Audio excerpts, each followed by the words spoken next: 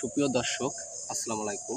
আজকের বিষয় হলো লাউ, মিষ্টি কুমড়া, ধুন্দুল, বিভিন্ন ধরনের ফসল নিয়ে। আমরা একটু দেখাই। প্রথমে এই দেখুন, ফলটা কিন্তু হলুদ হয়ে গেছে, মানে নষ্ট হয়ে গেছে।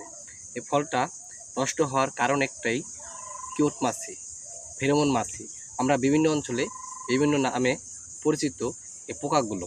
এই পোকা এই ফলে যখন বসে আল দেয়, তখন ফলটা আসলে নষ্ট হয়ে যায়। ফলটা নষ্ট হয় বিভিন্ন কারণে। অনেক সময় গাছে বোরনের ঘাটতি থাকে, তখন কিন্তু ফল নষ্ট হয়ে যায়। অনেক সময় গাছে পোকা আক্রমণ করে, ফলগুলো নষ্ট হয়ে যায়। আজকের বিষয়টা হলো পোকা।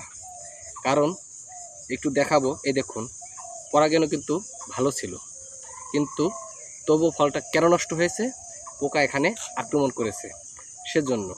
আর এই পোকা দমন করার জন্য আমরা আগে কিন্তু হলুদ কাঠ ব্যবহার করেছিলাম কাঠটা বিষ, তবু আমরা ফলাফল পাইনি।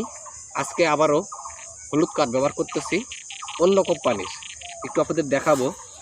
এই দেখুন, আমরা কিন্তু এখানে নিয়ে এসেছি হলুদ কাঠ। এই হলুদ কাঠটা আসলে কেমন কার্যকারী আমরা এখনও জানি না, এটা আমরা কোনো সময় ব্যবহার করি নাই, কিন্তু এটা প্রথম আমরা ব্যবহার করতেছি। এই দেখুন, সিনজেন্টারের। আমরা আগে ব্যবহার করেছিলাম ইস্পাহানির যে কাঠটা বিষটা আমরা ব্যবহার করেছিলাম, সেটা কিন্তু কোনো ফলাফল পাইনি। কারণ এই কাঠের ভিতরে কোনো আঠা নেই। একবার দুইবার মাছি আসে, লাগে, চলে যায়। আর কাঠে যদি প্রচুর পরিমাণ আঠা থাকে, তাহলে মাছিটা এখানে বসবে আর যেতে পারবে না। তারপরে কিন্তু একটা কথা বলতে চাই, এই ফলগুলো কিন্তু নষ্ট হবে না। আর এই ফলকে ভালো রাখার জন্য আমাদের কাঠটা বীজ, হলুদ কাঠ, এগুলো ব্যবহার করতে হবে। তাহলে গাছে প্রচুর পরিমাণ ফল ফুল আসবে আর গাছও সুস্থ সবল থাকবে।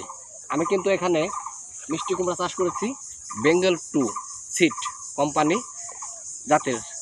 কারণ এখানে যে জাতটা চাষ করা হয়েছে, আশা করি খুব ভালো রোগ প্রতিরোধ ক্ষমতা আছে। গাছে প্রচুর পরিমাণ ফলন এসেছে। তো একটাই সমস্যা, এই ফলগুলো নষ্ট হয়ে যাচ্ছে। সেজন্য এটা আমি ব্যবহার করব। আপনারা ভিডিওটি সম্পূর্ণ দেখবেন। ভালো লাগলে ভিডিওটি শেয়ার করবেন। আরেকজন কৃষক ভাই যদি এই ফল যদি নষ্ট না হয়, তার থেকে উপকার পায়। আপনারা সকলে ভালো থাকবেন, সুস্থ থাকবেন।